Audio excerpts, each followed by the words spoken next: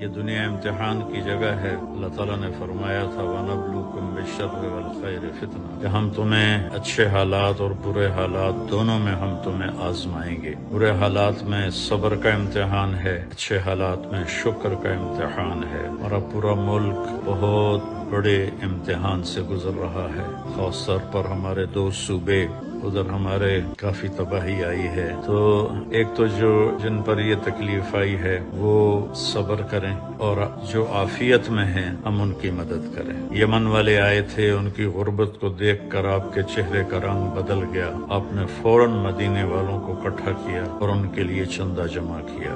اس وقت جتنے بھی مالدار لوگ ہیں اور جتنے بھی ہمارے ملک میں فاؤنڈیشنز ہیں، NGOs ہیں، وہ سارے میدان میں آئیں اور اللہ کے بندوں کی مدد کریں۔ ہم جتنا کر سکیں، میری ساری مالداروں سے، متوسط سے، غریب لوگوں سے اپیل ہے، 1 روپیہ بھی ڈالنا تو ڈالیں۔ اللہ تعالیٰ نے ہمیں جو عافیت میں رکھا ہے، ہم اپنے گھروں میں آرام سے بیٹھے ہوئے ہیں، جن کے بچے بہ گئے، جن کی مائیں بہ گئیں، جن کے باپ بہ گئے، جن کے بھائی بہ گئے، کی لاشیں بہ نہ ملی، جن کے گھروں کے نام و نشان مٹ گئے، کھلے آسمان کے نیچے ہیں۔ میری سب سے ہاتھ جوڑ کے اپیل ہے، اس وقت سب سے اعلیٰ صدقہ خیرات کا مصرف جو استعمال ہے وہ ان سیلاب زدگان کی مدد کرنا ہے۔